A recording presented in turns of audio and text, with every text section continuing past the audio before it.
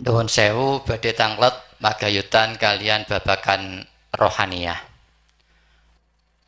Antara orang yang sudah meninggal dengan orang yang masih hidup. Tadi diterangkan bahwasanya manusia itu ada unsur dua, yaitu antara jasmaniah dan rohaniyah. Sedangkan untuk orang yang masih hidup, apakah bisa berhubungan dengan rohaniyah dalam arti berwawancara, dan jikalau bisa bagaimana caranya, serta apakah bisa berkaitan rohaniyah dengan orang yang meninggal itu bisa memberi manfaat. Saya aturkan terima kasih Pak keterangannya.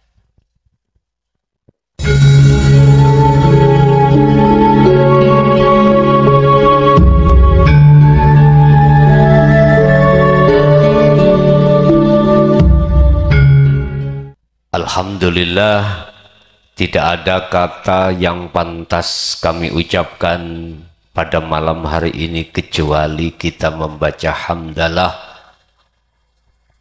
dengan diwujudkan biqauli alhamdulillah,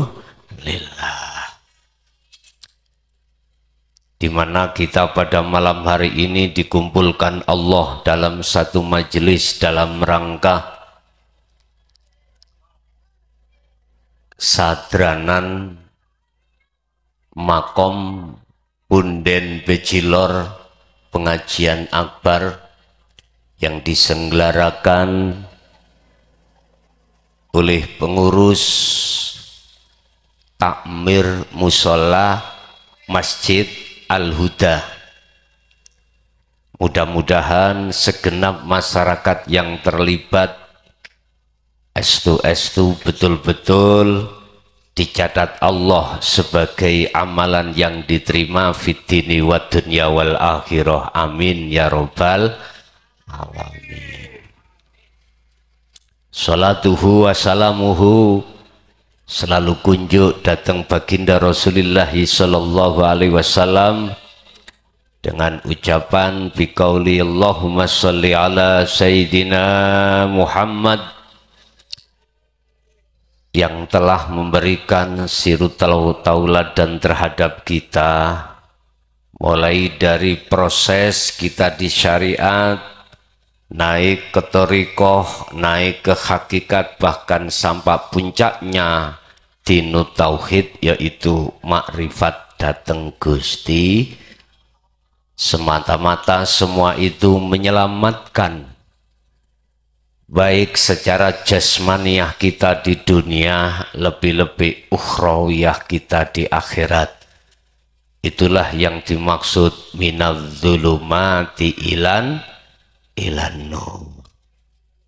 Bu, kalau tangklet angsal sampun capek dereng. Estu wis tunggal. Ibu pingin suwe napa mboten? Wis, ibu diam. Sekarang Pak E. Bapak pingin endek apa ingin dawa? Dawa. Ibu pingin suwe, bapak ingin dawa panjang. Pun kula tangklet sak mangki terakhir. Dawa iku pirang jam? Suwe itu berapa jam? Ibu jawab berapa? Hah? 3 jam Pak. Ibu sanjang 3 jam pingin suwi. Wes kula takok nang Pak E sekarang, Bapak ingin berapa jam Pak ngajine? Subuh. Alhamdulillah. Yang ngene iki kiai cepet bongko. Nggih. Pun sacukupe mawon nggih. Sebab tadi malam saya geser dari Ngerobokan ke Kudus wedhus sampai jam 3 ngajine. Saya coba ngeno bar maghrib ya. Ngerobokan sampai jam 10:30 diterusake ning Kudus jam 10 lebih, jam 11 lebih sampai jam 3. Mboten napa-napa. Mboten napa-napa. Jane iki wis tugas. Cuman pertanyaan saya, dong apa gak sing tak sampeke mengke? Nggih. Dong utawa ora ada passwordnya. Passwordnya ono loro. Kalau di dalam jenengan wonten password kata kunci 2, aku yakin jenengan akan bisa memahami dari tausiah yang akan kami sampaikan. Shallu ala Nabi Muhammad. Ngombe ini wis 3. Kula paham sing suwi. Lah ngoten nggih. Nggih. Kula ngeten iki eling ngaji ning Jawa Timur Lumajang, Pak Bu. Tak entekno, mulih anyang-anyangen. Wis tak ombe titik-titik ngene kok. Pun. Apa passwordnya? Judulnya malam hari ini adalah jadikanlah birrul walidain sebagai wasilahmu untuk bisa bertemu Gusti Allah. Dibuka di dalam surat An-Nisa ayat 36. HP ini nduk sing duwe ana paketane dibuka Qur'ane. Ayo mas-mase nek mbah iki wis mboten ndelok HP pun kalah ambek putune nggih. Wis sing eneng paketane buka surat An-Nisa ayat 36. Wis iku ngajine ana kuno. Apa password kata kunci 2 kata kunci 1 pun gak usah dijawab sampai gerabak ning ati sampai dewi-dewi. 1, apakah di dalam hati kita sudah ada nur iman, cahaya iman bahwasanya kita manusia Allah ciptakan 2 unsur yaitu jasmani dan rohani. Ini passwordnya. Basa Jawa jenengan percaya ora yen menungso iku Allah dadekake ya jasmani ya rohani.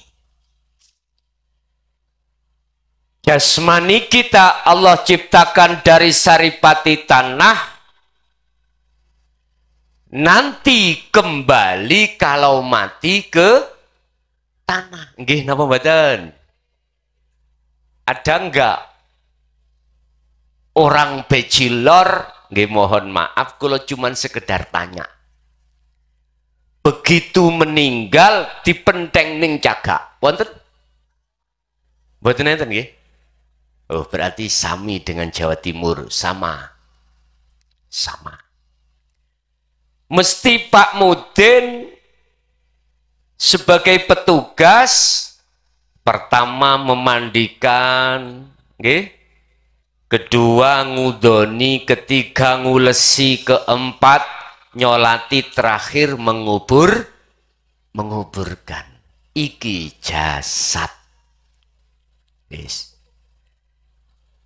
Ruhaniyah Allah ciptakan dari Allah, nanti kembali kepada Allah. Wa inna ilaihi idza jaa ajaluhum la yastakhiruna sa'ah wa la yastaqdimun. Pertanyaane, roh iki wis roh dalane budal nuju dan bertemu Allah dereng? Halo Ibu, sampean mboten golek mantu. Halo? Kula duwe santri jaler-jaler ngeten. Ibu kula tangklet. Jenengan iki sampun semerap dereng. Sudah tahu belum ruhaniyah ita nanti ketika saat kembali kepada Allah jalannya menuju dan bertemu Allah? Ibu sing jawab saiki. Sampun dereng. Dereng. Pak dos pundi sampun semerap dereng. Kok umpama jab semerap wis mboten ngaji kula. Lah wong semerap lah ngoten nggih. Wis dalane pati, dalane mati iku pundi? Buka di dalam surat Maryam ayat 36 juga. Surat napa? Maryam. Ono jenenge Maryam mriki? Rini nduk tak wene duit 100 nduk. Sing jenenge Maryam. Tapi tak kongkon apa jenenge ngunekno Pancasila dulu. Nek apal rapopo. Bu Maryam umur piro ae terserah. Ayo, wonten mboten? Wonten mboten? Mboten. Oh nggih pun. Pun. Innallaha huwa rabbi wa rabbukum fa'budu hadza siratum mustaqim. Iku dalane siratal mustaqim. Niki mengke dua ayat yang kami ulas. Pertama surat An-Nisa ayat 36. Kedua surat Maryam ayat 36. Sama. Apakah di dalam hati jenengan sudah ada iman bahwasanya kita manusia Allah ciptakan dari dua unsur jasmani dan rohani? Itu password pertama. Apabila hati jenengan sudah ada keyakinan itu, maka yakin apa yang kusampaikan nanti akan paham. Allahumma. Satu. Nomor dua. Jasmani kita olehnya Allah menciptakan, dikasih dua mata dohir, yang disebut ainul basyariyah ini, yang gunanya untuk melihat, memandang sesama makhluk. Makhluk itu berarti perkara sing diciptakake Gusti Allah. Nabi Muhammad niku makhluk napa kholik? Halo, Kanjeng Nabi Muhammad junjungan kita iku makhluk napa kholik? Makhluk. Sepakat nggih? Jenengan kalih kula niki makhluk napa kholik? Makhluk. Wis sepakat. Ruhaniyah kita Allah ciptakan juga memberikan dua mata yang disebut ainul basirah. Sing tujuan lan maksude untuk bersaksi dan melihat dan bercinta, bermahabbah hanya pada Gusti. Pitakon kula, apakah rohaniyah sampean iku sudah bisa melihat mata rohaniyah, bersaksi sing sampean kali kula saksekake pun kepetuk napa dereng? Dereng. Dereng. Jenengan pingin panggih? Ibu, jenengan pingin kepanggih dateng Gusti Allah? Halo? Pingin apa mboten? Sebab siapapun kita, apapun status kita, ketika sholat untuk menyembah dan bertemu Allah, itu tidak akan pernah bisa khusyuk, alias teringat urusan-urusan dunia kalau kita belum ketemu Gusti.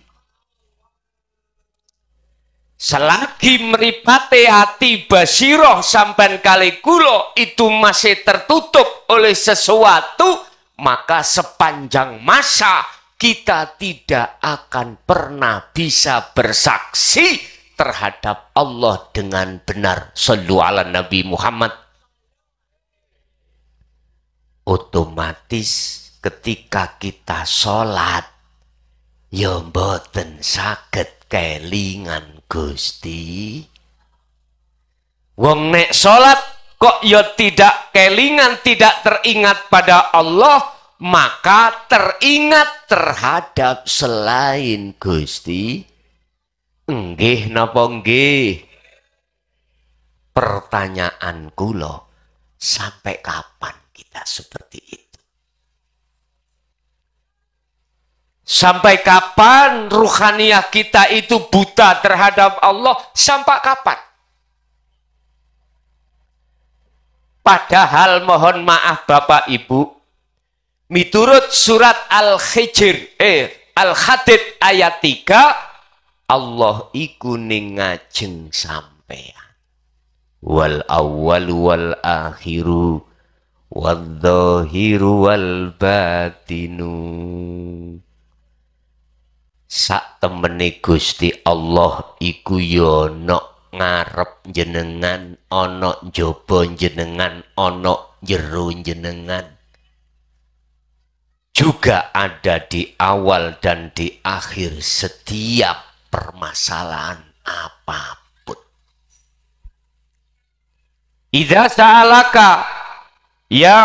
sa'alaka ibadi anni fa inni qaribun. Allah dawuh ning Kanjeng Nabi Muhammad, yen apabila hambaku bertanya tentang aku terhadap dirimu, sampaikanlah bahwasanya inni qaribun, sesungguhnya Allah itu dekat. Allah itu dekat. Wa nahnu aqrabu ilaihi min hablil warid. Aku, kata Allah, iku luwih idek katimbang urat nadi, urat leher. Tapi apa? Allah dekat kok kita tidak tahu. Pernahkah umat Islam berpikir seperti itu? Ayo. Jarang, Pak, umat iki berpikir sampai di situ. Katanya Allah dekat. Bahkan lebih dekat daripada urat leher. Tapi mengapa kita itu kok ya tidak tahu? Inilah persoalan tidak hanya secara individu, tetapi juga persoalan negara. Dan ini, mohon maaf sekali lagi dan mohon izin Pak Kades, jarang tentang pendidikan untuk mengenal dan mendekat terhadap Allah itu ilmunya diajarkan. Jarang sekali pengajian iku gelem bahas tentang masalah ini. Padahal ini Al-Quran, padahal Rasulullah Shallallahu Alaihi Wasallam dulunya juga menyampaikan, ada apa bos di balik udang itu? Di balik sotil ada, oh kenapa? Di balik batu ada udang. Ada apa? Kita banyak ulama-ulama Pak Bu, sungguh mulai dari ulama, mohon maaf, tingkat kabupaten, tingkat provinsi, tingkat nasional, negara, bahkan internasional. Mengapa hal itu tidak pernah atau jarang disampaikan, sehingga kita umat Islam menengah ke bawah sebagai umat, sebagai pengikut, kita waktu sholat itu tidak pernah berpikir nyapo yo, mengapa yo sholatku kok yo si kelingan selain Gusti estu Pak Bu. Padahal miturut surat Al-Baqarah ayat 238 Allah katakan, hafidu ala sholawah, jagalah sholat 5 waktu itu, wassolatil wusta, dan jagalah juga sholat ruhaniyahmu menghadap Allah, wakumu lillahi qanitin, ay khosyin, wajib hukumnya wong sholat iku ketemu sing disembah, yaiku Allah subhanahu. Nyatane prakteke kita semuanya itu sholat kelingan sakliyane Gusti Allah. Melihat kondisi kita, posisi kita, status kita menjadi apa? Umpama saya itu kerjanya itu belante wedhus. Ngerti belante? Kertas ya? Oke. Saya pagi ke pasar menjual kambing. Saya belinya dari petani itu hanya 2.500.000. Saya bawalah ke pasar, kemudian saya utarakan terhadap si pembeli cukup 3 juta. Nggak usah dinyang, ditawar ndak, langsung dibayar 3 juta. Nggak ditawar, langsung. Begitu sholat duhur saya Allahu Akbar, atiku eling nyapo man tak kena 3 juta, kena 3,5 juta lah, tak apa sih. 3 juta nggak ditawar lang. Nggih mboten. Ibu-ibu waktu sholat subuh goreng ikan untuk anak dan suami. Subuh datang, tuk tuk tuk tuk, adzan sholat, ikan belum ditutup. Ketika sholat ada kucing datang meong, kelingan apa Bu? Itulah hati dan ruhaniyah kita mesti kelingan perkara penggawean. Nggih mboten? Yang salah siapa? Kita sebagai umat menengah ke bawah, sebagai pengikut, dan kita punya imam, kita punya ulama. Yang salah siapa? Coba ayo dingen-ngen. Kemarin kita memperingati Isra Mi'raj Kanjeng Nabi Muhammad. Nggih napa? Ketika Isra dan Mi'raj beliau, sepulang beliau menghadap Allah, membawa wahyu oleh-oleh, yaitu sholat. Mengapa harus sholat? Kok tidak selainnya, entah zakat, puasa, haji, atau jari orang perempuan, masak sing enak, resepnya apa? Kok gak gitu, kok sholat? Ada apa dengan sholat? Inilah Bapak Ibu. Anak kita, mulai kecil kita didik, mulai TPQ, membaca Al-Quran, mulai huruf hijaiyah. Kita didik untuk dia itu belajar tentang ilmu Al-Quran, tentang ilmu fikih, tentang ilmu hadis, dan lain sebagainya. Hanya satu tujuan ibu, untuk menjadi anak-anak yang solih dan solihah. Lembaga-lembaga, di antara berbagai banyak lembaga, mohon maaf kula mboten promosi. Mboten promosi. Yang menyelamatkan generasi muda tidak ada yang lain. Miturut survei adalah lembaga pondok pesantren. Estu.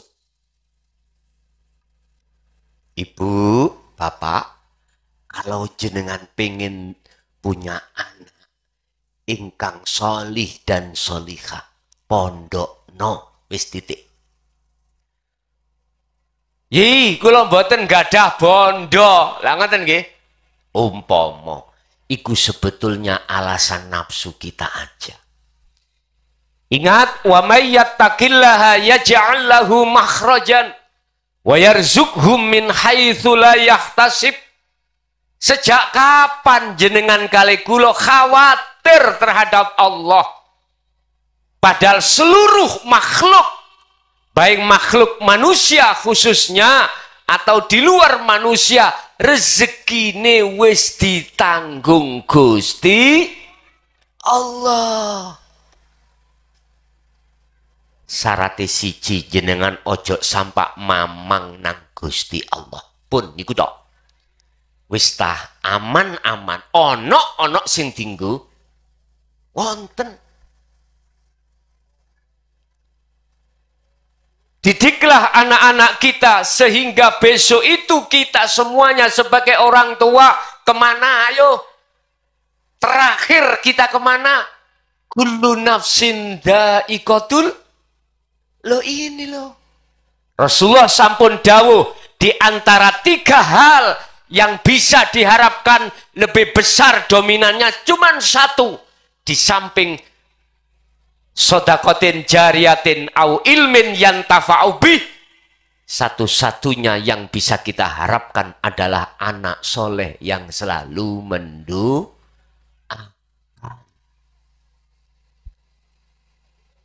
Piye dalane ndadekno anak ngerti tentang hukum syariat, hukum hakikat sampai makrifat. Jikalau anak-anak kita, generasi-generasi kita tidak kita didik di dalam lembaga pondok pesantren. Mohon maaf, ada pondok pesantren itu 2 fungsi. Fungsi pertama ada yang menerima yang mukim, fungsi kedua boten mukim. Artine duduk, tahu duduk nggih? Tiap pelajaran ngaji berangkat, habis itu pulang. Ngaji, pulang. Enggak apa-apa. Enggak apa-apa. Dan itu penting. Mohon maaf. Sekali lagi mohon maaf. Di era globalisasi niki semua canggih. Kita mengakses mudah, Pak. Kabar opo wae ning Google niku, ning Google buka YouTube wonten.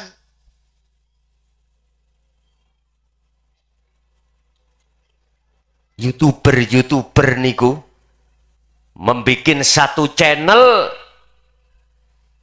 diisi konten-konten, apakah konten itu bersifatkan purno atau konten bersifatkan taklim, terserah. Kita mengakses gampang sekali. Ingat, dampaknya ini luar biasa. Kalau negatif ya jadi negatif, kalau positif kita ya dapat positif. Di dalam surah An-Nisa ayat 36 tadi Allah katakan fa'budullaha, nyembah sira Allah ing Gusti Allah.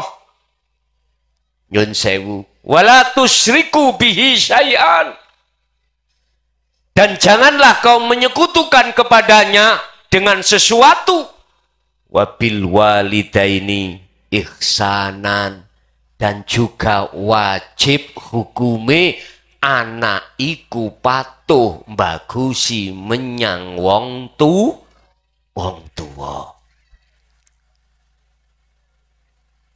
Di dalam Al-Quran ada 5 ayat yang menjelaskan tentang birrul waliden, bagusi orang tua anak itu mesti digandengi oleh Allah di dalam ayat itu tentang menyembah yang benar.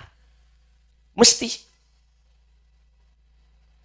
Surat Al-Baqarah juga ada. Surat Al-Isra juga ada. Surat Luqman juga ada. Semua ayat-ayat itu bila mana menjelaskan tentang birrul waliden, bagusi wong tuwa loro, iku mesti digandengi ayat nyembah dan tidak boleh menyekutukan Gusti Allah. Pun tak jine dhisik surat An-Nisa tadi. Wa budu nyembah sira kabeh. Iki artinya apa, Pak? Jenengan iki lho waktu-waktu yang telah diberikan Allah, 1 hari 1 malam ketemu berapa jam? 24 jam. Oke. 24 jam Allah membagi 2 waktu, 2 masa. Masa pertama jasmani kita sibuk urusan dunia. Nggih napa mboten? Pake kerja, ibuke masak. Kadang-kadang ini kalau sing diwalik, ibuke sing kerja, pake masak. Wonten nang mriki? Wonten nggih? Nek Jawa Timur mboten angsal. Mboten angsal. Kalau Jawa Timur, kalau seorang laki-laki meminang seorang perempuan, wajib tanggung jawab lahir dan batin. Mboten angsal. Jawa Timur niku wong wedok nyambut gawe mboten angsal. Wajib seorang suami mencari nafkah untuk anak dan istri. Lah istrinya kemana? Di rumah. Kadang-kadang dibantu oleh istrinya dengan sebisanya. Contoh, sekarang kerja lewat online. Lah wonten nggih? Online.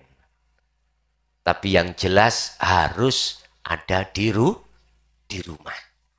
Iku wong Jawa Timur. Tapi tidak semuanya. Ada yang ke Malaysia, ada yang ke Brunei. Ya dah? Gak laki, gak perempuan kadang-kadang, tapi adate ning ning Jawa Timur khususnya Mojokerto, orang perempuan seorang istri wajib ada di rumah saja. Duduk manis ngoten tok. Sampean pengin dadi wong Jawa Timur? Nggih. Pengin? Ya golek judul ana. Sallu ala Nabi Muhammad. Kita 24 jam ini dikasih Allah 2 masa, 1 masa di mana jasmani kita masih repot urusan dunia. Wadkur isma rabbika bukrata wa asila. Muhammad dalam Gusti. Tatkala jasmaniahmu itu repot urusan dunya, atimu gawe dzikir. Dikain apa, Bu Mang? Dzikir. Apa sih dzikir itu? Dzikir itu bahasa Arab. Bahasa Jawa nih eling. Bahasa Indonesianya adalah ingat. Ingat pada siapa? Eling nang sopo. Yun sewu. Dzikir kalau kita pandang dari syariat, afdhalu dzikri fa'lam annahu la ilaha illallah. Diucapkan di lisan, akhirnya disebut dzikir jahar. Itu dzikir. Dipandang ning thariqah beda. Sing dimaksud dzikir itu diucapkan bil qalbi. La ilaha illa huwa. Ini. Makanya dulu-dulu thariqah mesti wiritane dzikir siri ning ati ngucap Allah. Allah. Kan orang lain tidak tahu nggih? Enggak tahu. Mereka enggak bersuara. Di lisan, di dohir, tapi bersuara di hati. Allah, Allah. Iki Dzikir miturut pandangan thariqah. Lah, dzikir miturut pandangan hakikat lebih ke dalam lagi. La ilaha illa anta subhanaka inni kuntu minal zalimin. Ati sampen iku sadar lan menyadari bahwasanya kita manusia mulai sejak akil balik sampai umur berapa ini aku nggak tahu ya. Nek kula niki 55 Pak. Duka nek jenengan ana sing swidak 70 lah ngoten nggih. Eneng sing 40. Macem-macem. Nabi Yunus merasa dirinya zalim. Kita harus merasa zalim pada Allah. Bukti zalim kita adalah wal asri innal insana lafi khusrin. Kata Allah, demi masa sesungguhnya banyak manusia yang telah kuberikan waktu setiap saat dan waktu. Dia tidak mempergunakan ingat padaku. Dia lalai selalu padaku. Akhirnya inilah yang disebut orang yang merugi besar. Ini. Ingat, sadar, dzikir miturut tauhidnya, miturut hakikatnya kata Rasul. Nyun sewu, hati jenengan itu ada satu kesadaran bahwasanya apapun yang terjadi itu sing nerjadekake mung Gusti apa? Contoh acara niki. Tadi kan dikatakan Allah kan dekat. Lah ngoten nggih. Allah menguasai awal dan akhir semua acara, semua persoalan. Wis, mengki terakhir tak tuduno mengki. Kita sadar, hati ini harus menyadari, meyakini, merasa bahwasanya semua apa yang terjadi pada malam hari ini semata-mata yang menterjadikan, semata-mata yang menguasai, yang menggerakkan hanyalah Allah Subhanahu, yang Allah itu ada di dalam dan di luar jenengan. Allah itu adalah ismudat. Dalile Bismillahirrahmanirrahim, dengan menyebut nama Allah. Iki nama. Terus yang memiliki nama Allah itu yang mana? Ini leh. Yang Allah katakan terhadap Kanjeng Nabi tadi, jikalau ada hambaku bertanya tentang diriku Muhammad, jawablah, ini koribun, sesungguhnya aku itu dekat. Pun, sedaya sampean madhep mriki. Sampai sawang tangan kula. Estu. Tak kenal nih sampai nanggone Allah yang sampai kali kula sembah. Ini loh. Ini loh Pak Bu. Ini loh Allah. Ba'ainama tuwalu fathamma wajhullah. Dimanapun jenengan menghadap, di depan jenengan ada wajah Allah. Bukan angin loh ya. Bukan udara. Bukan oksigen. Bukan. Allah katakan dalam satu ayat, laisa kamislihi syai'un. Tidak bisa kita serupakan pada sesuatu yang lain. Nggak bisa. Tapi harus jenengan imani, harus jenengan yakini bahwasanya sesungguhnya Allah yang kita sembah itu baik di depan maupun di dalam jenengan. Pun. Paham badan? Ngeluh tasian nggih? Oke. Ibu bapak, sebab apa sih basiroh mata ruh sampen kali kula ora iso mandeng Allah? Iku krono mata ruh, mata hati kita ada sebuah penutup. Ada sebuah tutup. Sehingga menjadikan hati kita itu tidak mengerti mana sebenarnya Allah itu. Padahal Allah itu sangat Yun sewu. Kadang-kadang kita itu jamaah sop kedua. Sop pertama, itu ada jamaah pakai kaos oblong. Terus di belakangnya ada tulisan miwon. Jenengan waca mboten? Nggih toh? Diwaca miwon. Misalnya ono gambare artis Tamara Blensky. Mesti diwaca Tamara Blensky. Kenal amin. Waten kenal. Sallu ala Nabi Muhammad. Karena gambar-gambar selain Allah, perkara selain Allah yang disebut makhluk, iku nutupi mripate ati sampean kalih kula. Walladzina kafaru awliya'uhumut taghut. Iki lho. Kita itu beriman, Pak. Hati kita sesungguhnya mulai sejak akil balik sampai tua ini, manakala belum bisa bertemu Allah, sesungguhnya hati kita itu beriman. Kepada siapa? Kepada makhluk. Contoh, iki, wis kula takok, air ini makhluk napa mboten? Oke, makhluk. Kula niki ngelak, jenengan ngelak, terus diombeni tuyo, diminumi air, hausnya hilang mboten? Hilang. Berarti kesimpulannya, air ini bisa menghilangkan rasa nggih mboten? Iman kita pada air.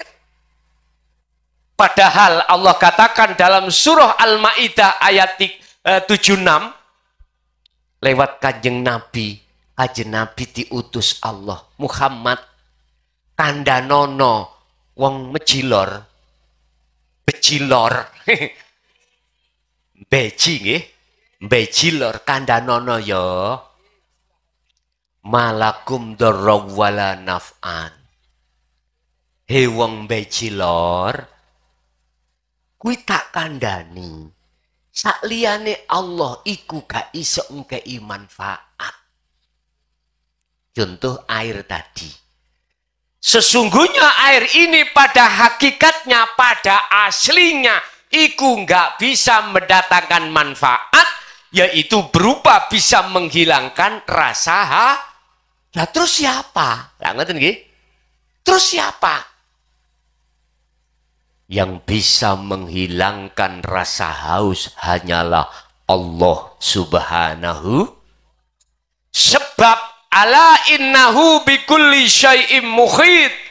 Ingatlah sesungguhnya Allah itu melimputi segala hal, sesuatu apapun termasuk air. Allah itu di dalam dan di luar air. Cuman aja mata dohir ini nggak bisa melihat.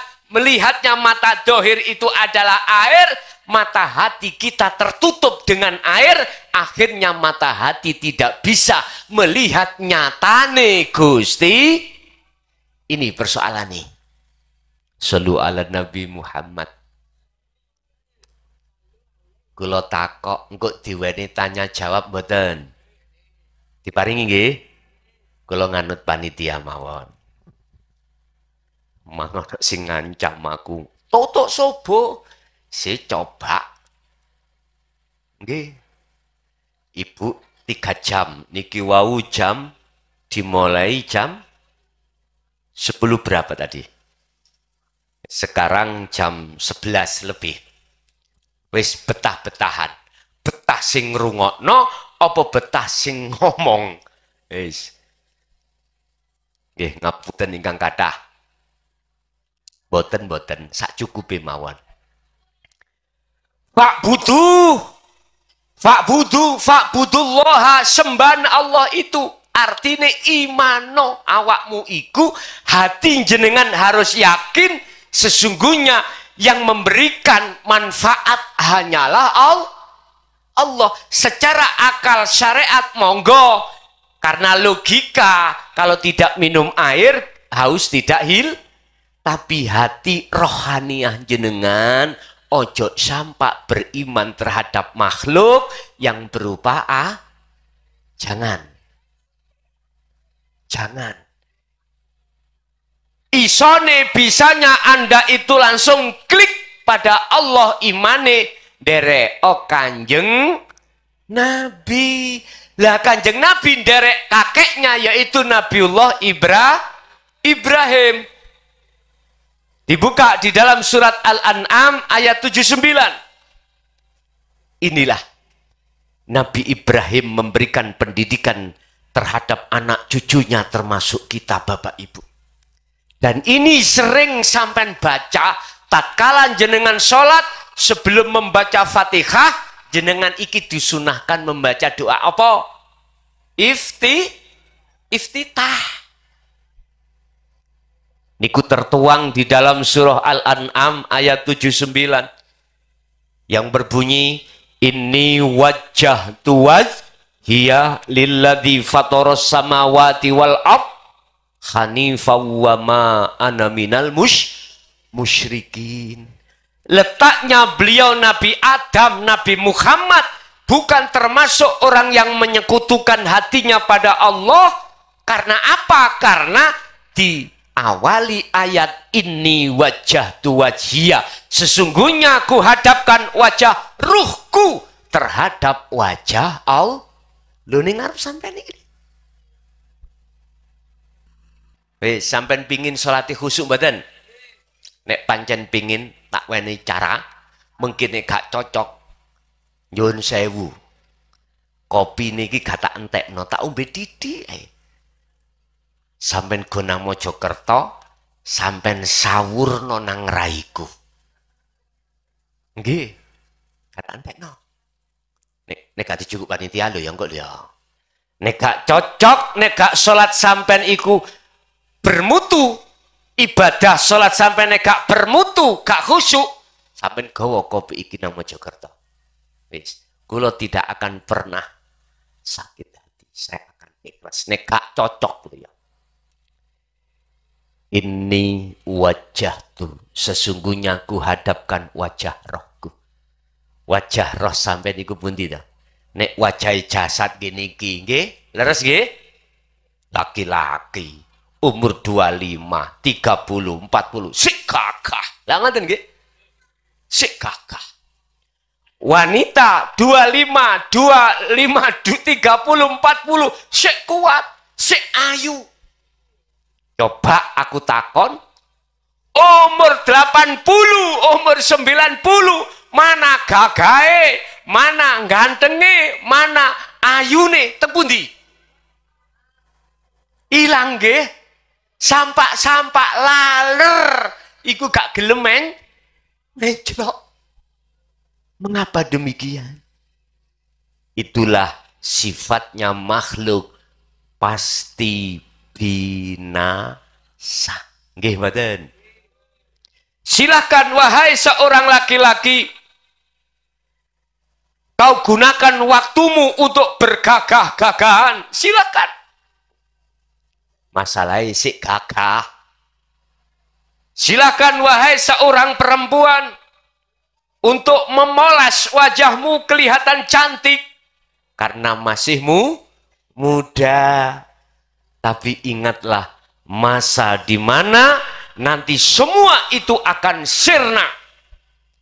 Wal akhiratu khairu wa abqa. Sudahkah kau fikirkan hari yang kekal?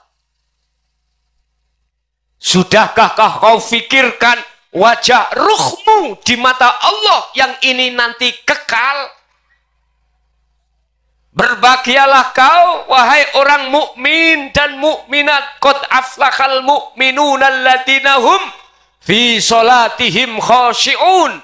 Sungguh beruntung orang-orang mukmin yang ketika di dunia itu sudah bisa bertemu Allah, akhirnya sholatnya bisa ketemu Gusti alias khusyuk. Tapi qad khasiral ladina kadzabu biliqa'illah, sungguh sengsaralah ruhaniyah itu ketika saat di dunia tidak memikirkan bagaimana ruhaniyah sampean kali kula ning donya iki kok yo ora gelem ketemu Gusti Allah. Ibu burun tak ajari ngeramut ruhaniyah, wajah ruhaniyah. Burun nggih? Oke.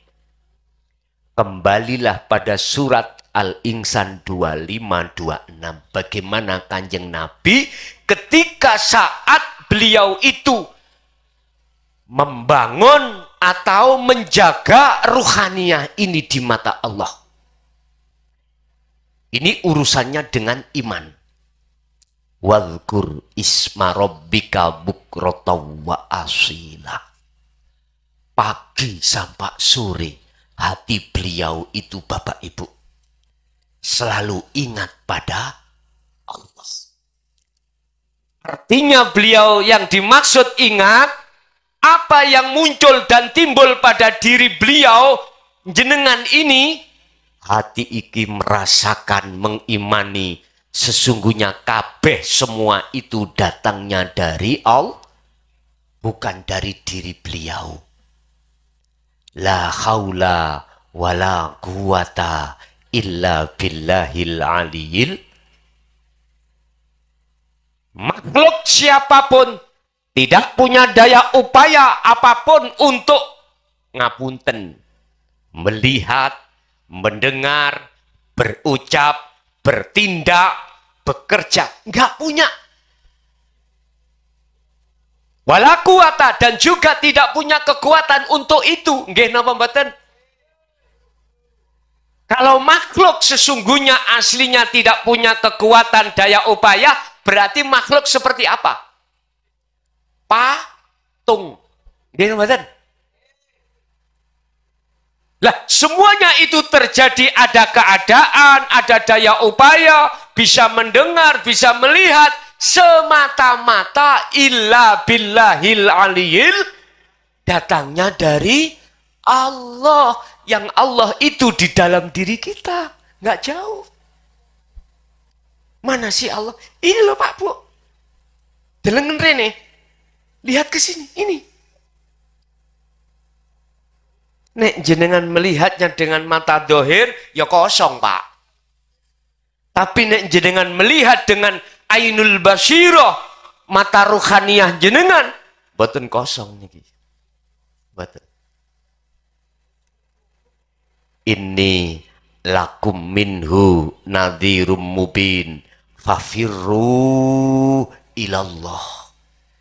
Saya tidak mengajak, tapi saya tugasku hanya menyampaikan saja. Saya tidak akan pernah memaksa jenengan untuk beriman kepada Allah ini. Saya cuman menyampaikan apa wahyu yang dulu pernah disampaikan Kanjeng Nabi. Urusan yang lainnya tidak mau menyampaikan, monggo, itu haknya sendiri-sendiri. Tapi ini lakum, sesungguhnya saya terhadap panjenengan umat manusia, ikun nadhirum mubin. Sifat saya cuman menyampaikan saja, mengingatkan saja bahwasanya semua apapun goyangane makhluk, entah pohon, godong atau daun, entah goyangan sampean kali kula, obahe kabeh perkara iku sing ngobahne ya Gusti. Wis ati sampean ilingo nang gunung. Iku lho maksudnya fa'budullaha wala tusyriku bihi syai'an, dan janganlah menyekutukan Allah dengan sesuatu. Artinya apa? Ati jenengan ojo beriman obahe daun, goyangnya daun sebab diobahkan diobahkan udara atau angin. Jangan. Secara kasaf mata dohir monggo, akal monggo, nggak apa-apa secara syariat, tapi secara iman yang benar di dalam hati jenengan secara tauhid wajib jenengan iki beriman goyangi godhong iku sing goyangni Gusti Allah. Saged diterima? Saged. Saged dilanjut? Saged. Oke.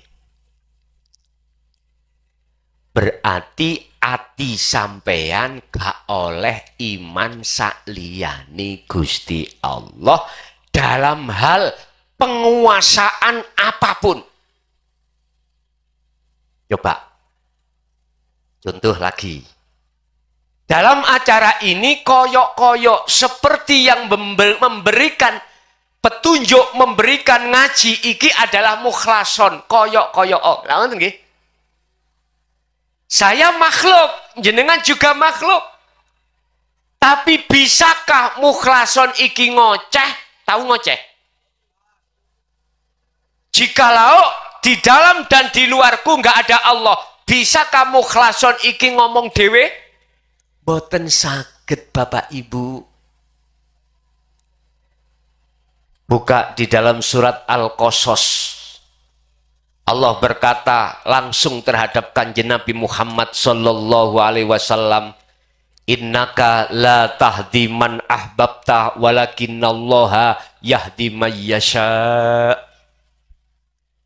Allah dawuh sesungguhnya kaum Muhammad iki langsung Kanjeng Nabi lho niki.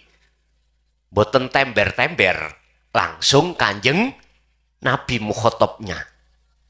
Sesungguhnya kaum Muhammad itu tidak akan pernah bisa memberikan petunjuk terhadap orang lain.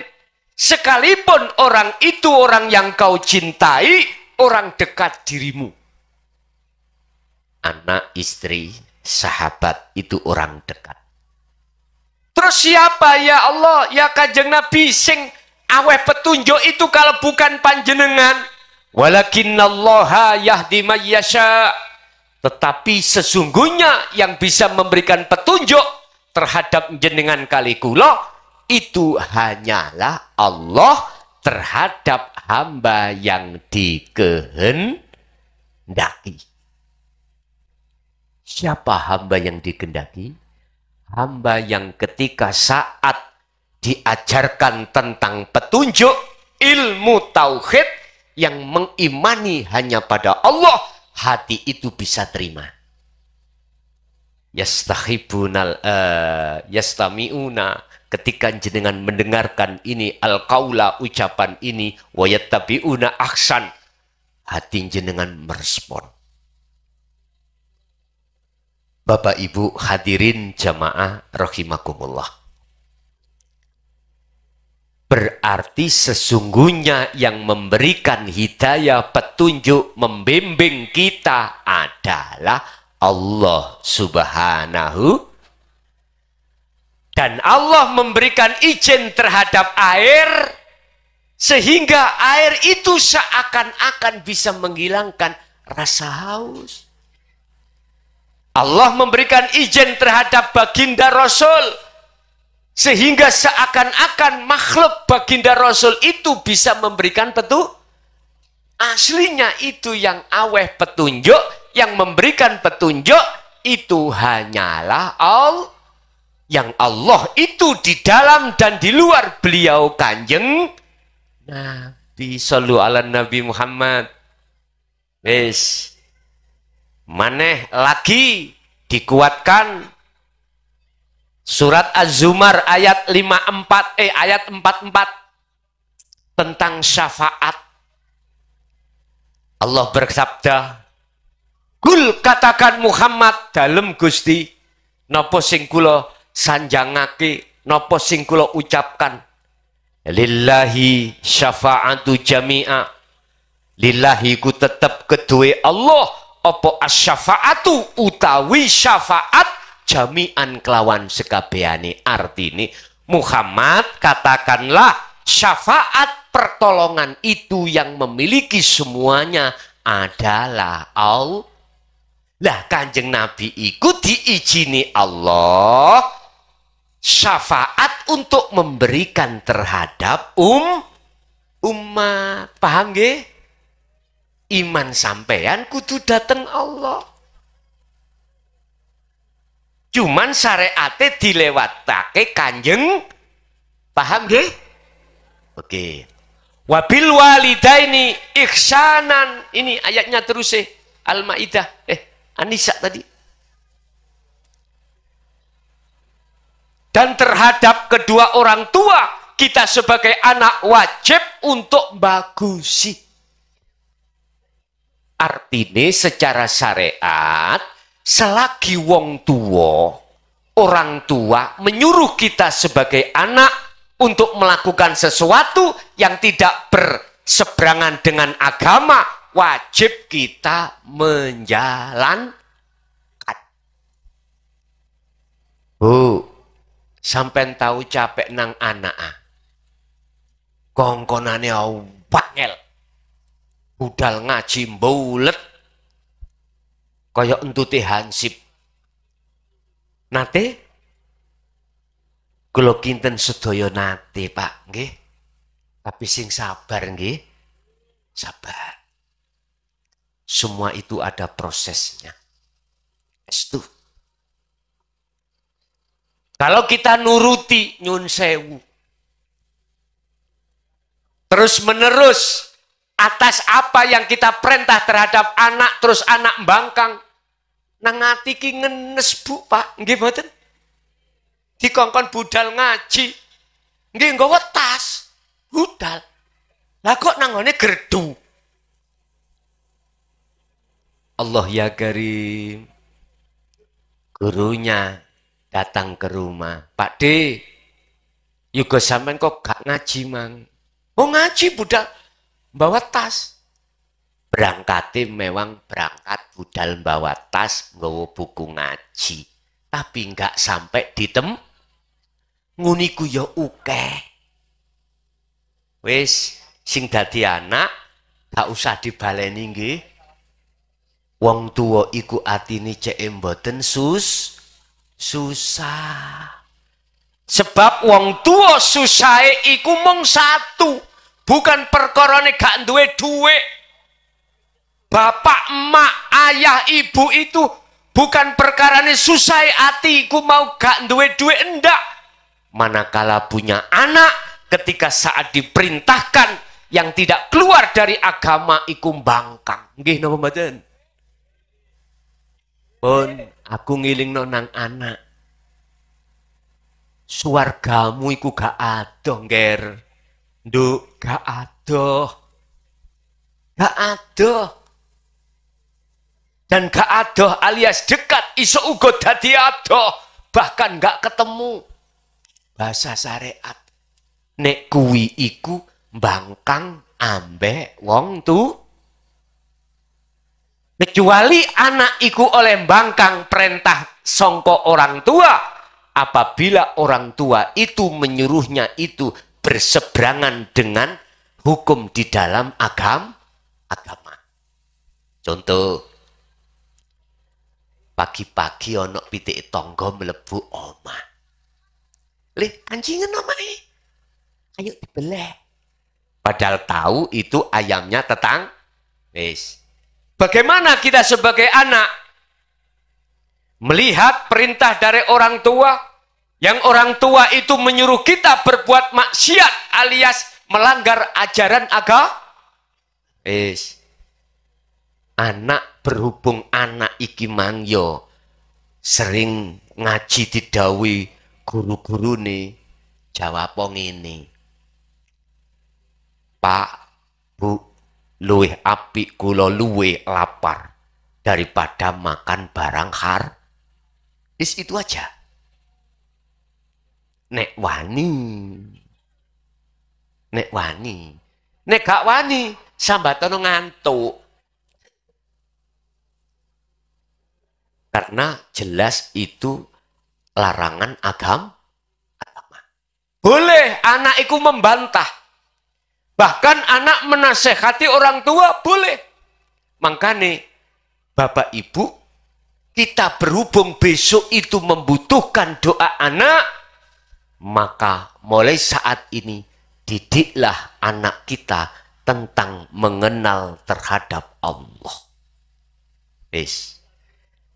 Mengenal pada Allah baik dari sifat, syariat, thariqat, hakikat sampai makrifat.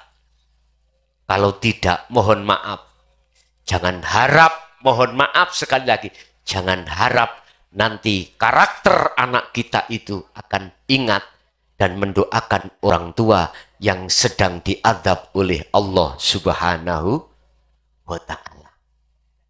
Muga-muga ingkang rawuh, ingkang ngaji tengene majelis niki di Masjid Al-Huda ini estu-estu didadekno putra putri ingkang solih dan solih, dan kita sebagai orang tua muga-muga sok balik nang Gusti Allah estu-estu dalam kondisi husnul khotimah. Lahumul Fatihah.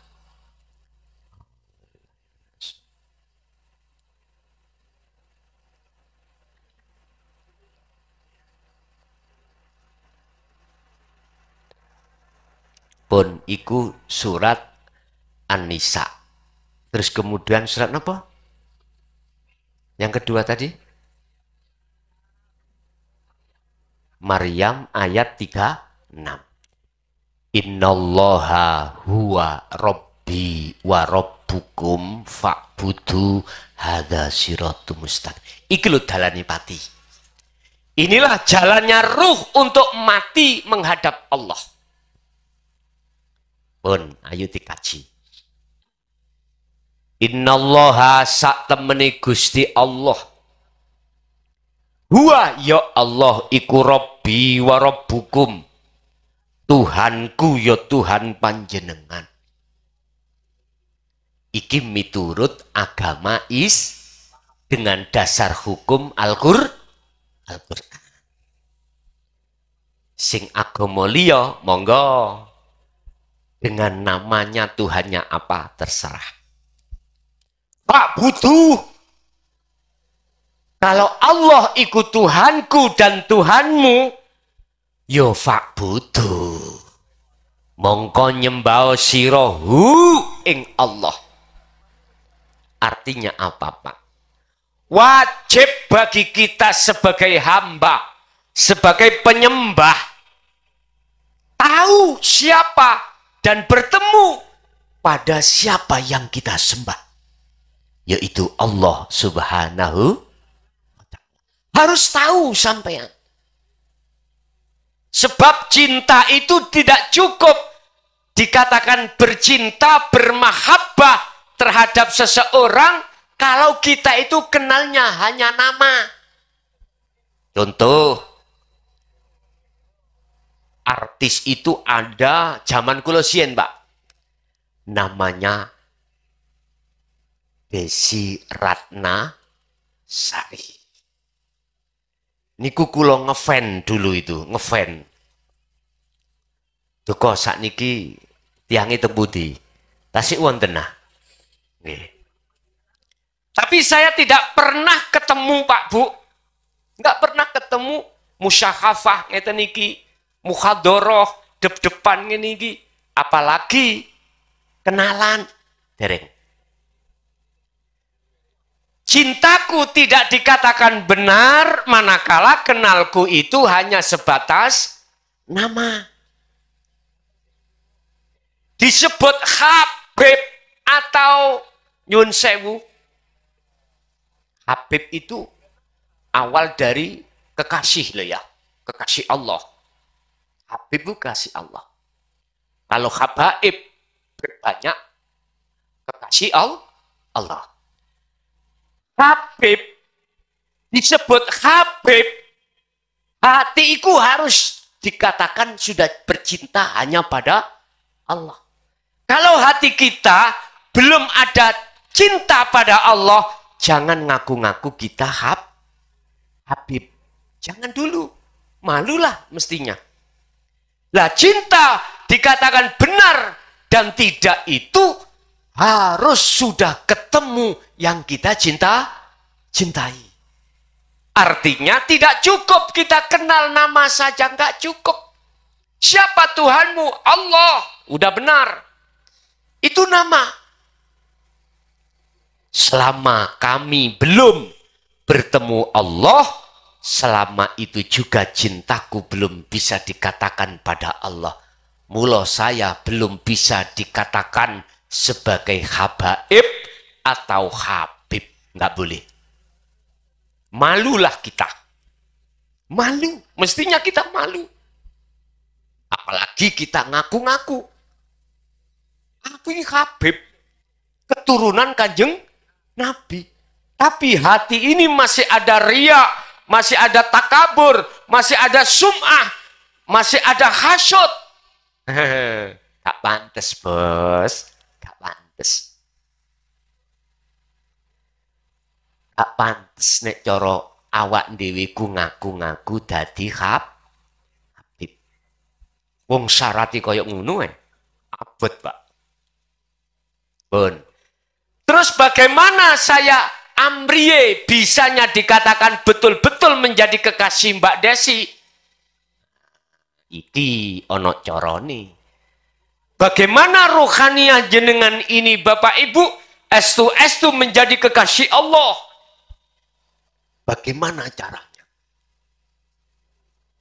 Makanya tadi saya katakan, jadikanlah birrul waliden, bagusi orang tua sebagai wasilah dalanmu untuk menuju pada Allah. Sebab Allah itu ada di dalam orang tua kita. Patuhilah segala apa perintah orang tua. Semata-mata kita patuh kepada Allah. Lewat dalan hukum syariat yang telah dibeber. Wonten wong tua ngongkon anak nyolong barangi wong. Lah boten enten nggih? Boten wonten. Paling banyak ini. Wis le, Nduk. Wong tuamu iki bodoh, Nduk.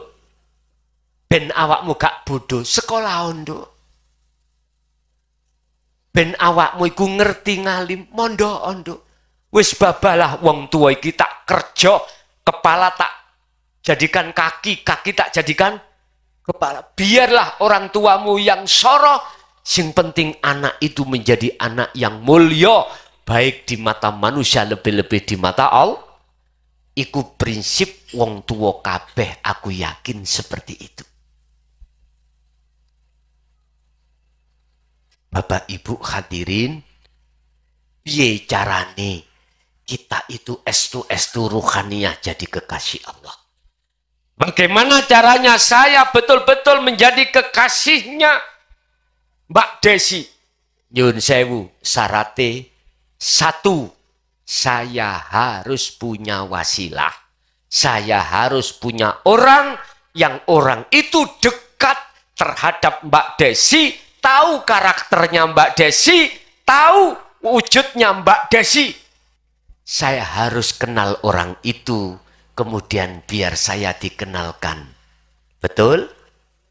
Sebab selama saya belum ditemukan, saya tidak bisa cintaku dikatakan benar kepada Mbak Desi. Jangankan dikatakan kekasihnya. Suatu saat saya itu sholat ning alun-alun Semarang. Sholat duhur. Rombongan Mbak Desi. Sholat duhur Yohan. Loh, kepapakan kali kula saged nyono iku Mbak Desi? Mboten saged. Karena saya belum diduduhke kula Mbak Desi. Lah ngoten nggih? Mboten saged. Makane mengapa jenengan senajano walaupun Allah dekat ketika kita sholat, kita hanya bisa melihat sajadah, melihat tembok, tapi hati kita tidak bisa melihat Allah. Persoalannya di situ. Karena kita belum didonongno kulo Allah itu. Bisa. Mangwis tak awali mulai ngarep. Saya harus kenal orang dekat Mbak Desi. Setelah itu saya diberikan petunjuk dan waktu. diantarkan ke rumahnya Mbak Desi, dituduhke, diberikan petunjuk, itu loh Mbak Desi sedang lagi make upan. Assalamualaikum. Waalaikumsalam. Leres niki daleme Mbak Desi. Injih. Jenengan sinten? Kula wong Mojokerto Mukhlason. Pingin kenal panjenengan. Monggo, monggo. Akhirnya kenal. Loh baru, Pak. Akhirnya takok nomor HP. Zaman sakniki lha ngoten. HP ya. Akhirnya mengatakan rasa di dalam hati. Kita harus mengenal siapa pertama? Kanjeng Nabi. Buka di dalam surah Ali Imran ayat 31. Cara sampai pingin ruhania menjadi kekasih Allah. Kul in kuntum tuhibbunallaha fattabi'uni yuhibbukumullah. Ali Imran ayat 31. Muhammad dalam bilangin sama umatmu, jikalau umatmu ingin kucintai dan kujadikan sebagai kekasihku, suruh ngikuti dirimu. Itu dawuhe Gusti. Akhirnya Kanjeng Nabi dawuh, jikalau kau ingin menjadi kekasih Allah, ikuti aku. Kata Kanjeng. Artinya apa, Pak? Kanjeng Nabi ku kafah, Pak. Mulai syariat sampai makrifat lengkap tuntunane. Syariat, thariqat, hakikat dan dasare Al-Baqarah 208. Ya ayyuhalladzina amanu dkhulu fis-silmi kafah wa la tattabi'u khutuwatis syaitan innahu lakum aduwwum mubin. Wahai orang-orang yang beriman, masuklah kau di dalam agama Islam dengan sempurna. Artinya ojo jasate tok. Islamiku ojo jasate tok, tapi sak roe. Ngoten lho maksudnya. Jasad iku Islame lewat syariat, ruhaniyah iku Islame lewat hakikat, ajaran dinul haq, ajaran Kanjeng Nabi Muhammad sallallahu alaihi wasallam. Huwallazi arsala rasulahu bil huda wa dinil haq liyudhhirahu 'ala dini kullih walau karihal musyrikun. Dialah Allah yang maha suci yang mengutus utusannya Muhammad dengan membawa hidayah wa dinil haq dan agama yang bertauhid. Itulah hakikat menuju makrifat. Shallu ala Nabi Muhammad. Saged diteruske? Saged? Kula takok dhisik. Kula nggih mboten wani neruske nek ampun kok dhisik. Masalah ngaji niki mboten kados biasa ya. Tidak biasanya yang dikaji di panggung-panggung loh Pak ya. Estu. Makanya saya sendiri harus tanya, bisa dilanjut? Lah, bisa enggak? Wis didingkas ya. Ben menisan mari. Maksudnya mengikuti Kanjeng Nabi iku jangan syariat saja. Jangan. Hakikate ruhaniyah kita. Jikalau kau betul-betul meniru aku, mengikuti aku, kata Kanjeng Nabi, yuhibbukumullah, hatimu, ruhaniyahmu akan dijadikan Allah sebagai kekasih, sebab hatimu telah melepaskan kekasih duniawiyahmu yang selama ini kau jadikan sebagai kiblatmu, kau jadikan sebagai kecintaanmu, yang kau jadikan sebagai imanmu, telah kau lepaskan.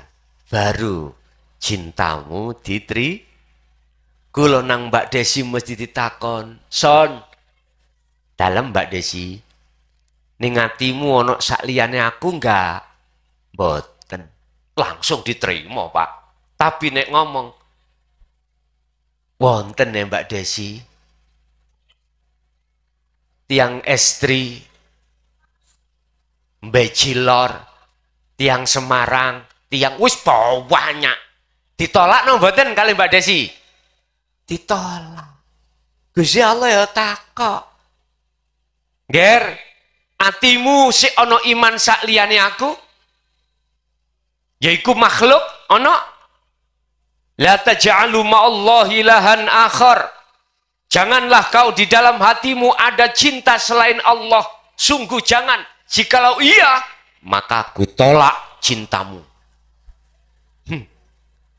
Ayo, sesundi angel abot nggih dadi kekasih Allah abot. Tapi ingat, berat abot itu bukan berarti mboten saged. Abot itu bukan berarti tidak bisa. Ingat tahun 70 Bapak jenengan waktu tasik alit, tahun 60 jenengan waktu alit sepeda uklik ontel niku longko, nggih. Juwarang wong duwe. Jenengan berhubung gak duwe sepeda pancal. Sepeda napa nih? Mriki arane napa sepeda apa? Ontel ya, ontel. Kayak kecil waktu kecil nggak pernah punya, otomatis nggak bisa pakai sepeda pancal atau sepeda ontel. Terus dikasih sepeda ontel, langsung disuruh pakai saged no mboten? Mboten saged. Karena mulai kecil sampai besar nggak pernah megang sepeda itu. Tapi bagaimana tetangga kita? Kok yo ketika saat diberikan sepeda langsung dipakai, dia nggak jatuh? Jawabannya sederhana, karena dia sudah sering latihan sepeda ontel. Lah kita belum. Berat buat kita karena kita belum belajar, mudah bagi mereka karena sering jenengan kali kula nggih sami. Kalau jenengan purun belajar melepas cintane ati terhadap hubbus syahwah, nyuwun sewu, aku yakin mudah sekali. Ada caranya. Bagaimana caranya? Ikuti Rasulullah. Hanya dengan berzikir. Zikir yang kami maksud adalah hatinya itu nyandang rasa, nyandang iman, yen sak temene kabeh perkara apapun yang muncul pada diri kita dan orang lain semata-mata iman kita beriman datangnya sumbernya dari Allah Subhanahu wa taala. Hati nek wis lungguh rasa lewat iman teng mriku. Ayem Pak, mangkane jenengan Bapak Ibu pengin salate khusyuk, mulai takbiratul ihram sampai jenengan salam, sibukkanlah hati untuk merasakan kehadiran Allah di dalam dan di luar tubuhmu yang menggerakkan akhirnya jasad ini bisa berdiri karena jasad rukuk, karena jasad sujud duduk karena Allah ya hidup dalam diri kita ini. Kalau hati jenengan sampean sibuk no ngeroso ananing Gusti ning kuno, yakin salat sampean saya suwe saya khusyuk.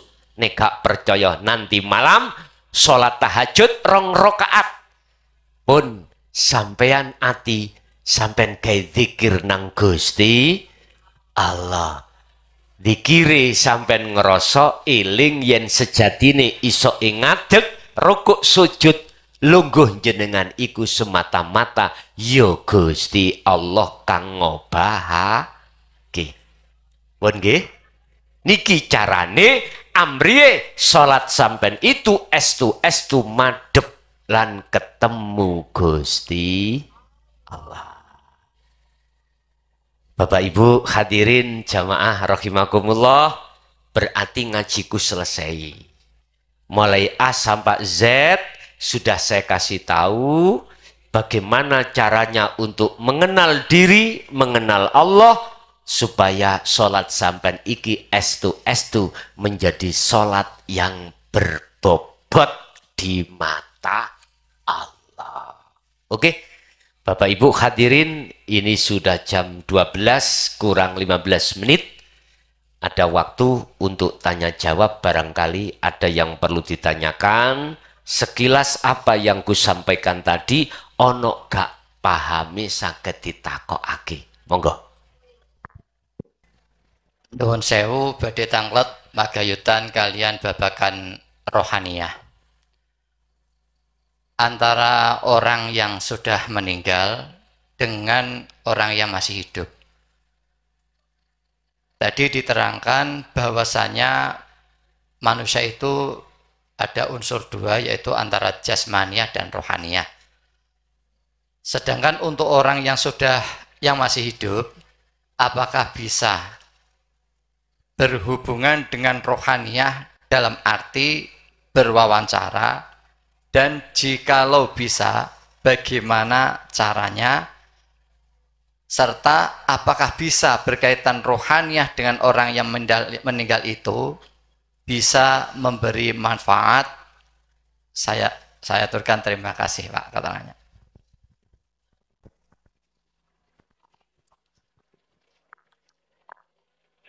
Bisa dengan catatan dapat izin dari Allah. Ini kesimpulan. Cuman ada prosesnya, Allah mengizini. Itulah yang ditanyakan oleh beliaunya, bagaimana caranya? Man arafa nafsahu faqad arafa rabbahu. Barang siapa yang sudah kenal dirinya, maka betul-betul dia akan kenal pada Tuhannya. Bagaimana caranya? Ya harus ruhaniyah kita mengamalkan satu amalan di dalam dinut tauhid. Bagaimana ajaran tauhid tentang ruhaniyah kita untuk mengenal diri dan mengenal Tuhan. Sebab semuanya itu akan bisa terjadi manakala mendapatkan izin dan diizini oleh Allah. Bapak Ibu, perkara cara untuk bisa berkomunikasi dengan arwah-arwah nenek moyang kita, itu bagi Allah mudah sekali. Tapi ada syaratnya. Sebab di dalam alamul arwah itu ada golongan kanan dan golongan kiri. Golongan kiri itu golongan barzah yang gelap. Golongan kanan, golongan barzah yang disebut lahut yang terang benderang. Sebab apa? Satu diletakkan gelap, satu diletakkan terang. Jawabannya itu ada di surah Al-Baqarah 257. Allah mengapa meletakkan ruhaniyah ini, arwah ini di golongan kanan? Sebab ketika saat di dunia, Allahu waliyul ladina amanu yukhrijuhum minadh-dhulumati ilan nur. Karena ketika saat di dunia, hati kita hanya menjadikan Allah saja sebagai imam, sebagai iman, sebagai sang penolong. Satu. Walladzina kafaru awliya'uhumut taghut yukhrijunahum minan nur ilal dhulumat. Sedangkan golongan kiri ketika saat di dunia selain Allah itu dijadikan sebagai penolongnya. Iman masih ada selain Allah. Akhirnya gelap. Sayang sedikit mulai kita nggak pernah mati. Coba jenengan yang pernah mati terus uripo maneh, nanti akan tahu. Yun sewu. Golongan kiri dan kanan tidak akan pernah bisa bertemu, Bapak Ibu. Wa min waraihim barzakhun ila yaumi yub'atsun. Ketika ruh yang dimasukkan di golongan kiri, dia tidak akan pernah bisa keluar ke dunia dan tidak akan pernah ke akhirat sampai pada hari dibangkitkan nantinya. Jadi golongan kiri tidak akan mendapatkan izin oleh Allah untuk berkomunikasi terhadap ahlinya. Nggak bisa. Ibarate peteng iku asale ketutup meripat. Ayo coba ibu tutup meripat sampai nambah kodong jenengan meremo terus kunduro mantu omulio pulango. Ndugi griya mboten? Mboten saged. Nek gak percaya habis ini sepakat sing lanang sarunge gawe nutupi meripat, sing wedok kudunge ayo mulih bareng. Aku yakin ono sing keceblung got, tabrak leneng sama dengan itu. Peteng, gelap gulita. Karena waktu di dunia hati kita beriman tidak pada Allah yang sesungguhnya. Allah-Allahan. Si Allah sepanjang nama belum sampai yang punya nama. Inilah. B1. Yang kedua, Allah meletakkan arwah itu di dalam alam mukasyafah di lahut khusus. Ini bagi panjenengan yang ketika saat di dunia imannya itu sudah tidak tercampur dengan selain Allah. Imannya hanya pada Allah. Inilah yang dikasih Allah izin untuk bisa bertemu terhadap ahlinya. Bisa. Sama halnya dengan kita sebagai ahlinya ketika saat di dunia sudah mengenal dan bertemu Allah, inilah satu-satunya hamba yang dipilih. Minhumul mukhlasin, dipilih oleh Allah sebagai kekasihnya, bisa berkomunikasi dengan arwah-arwah yang sudah meninggal. Cara bahasa syariat sing kata nek coro untuk pingin tahu, cuman betulkah itu arwahnya Simbah? Sebab jin luwe alim, Pak. Iblis luwe alim. Tapi bagi hati yang sudah kenal Allah, tidak bisa ditipu. Enggak bisa ditipu. Enggak bisa terpengaruh dengan iblis atau jin atau nafsu di dalam dirinya, enggak akan terpengaruh. Kebanyakan kita ruhaniyah yang belum ketemu Allah, belum makrifat pada Allah, terus punya cara untuk bisa berkomunikasi dengan alam arwah, kebanyakan iku gak jin yo iblis, gak iso, angel. Karena gak ada izin dari Allah. Nyun sewu. Sing mesti oleh izin iso bisa sampai di rumah adalah mereka yang satu mata tidak buta, lampu menyala, artinya padang, jenengan pulang, mesti nyampe rumah. Inilah mereka yang dapat izin bisa sampai di rumah.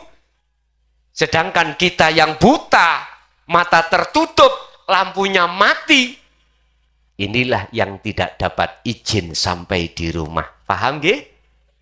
Sama pada Allah ya gitu.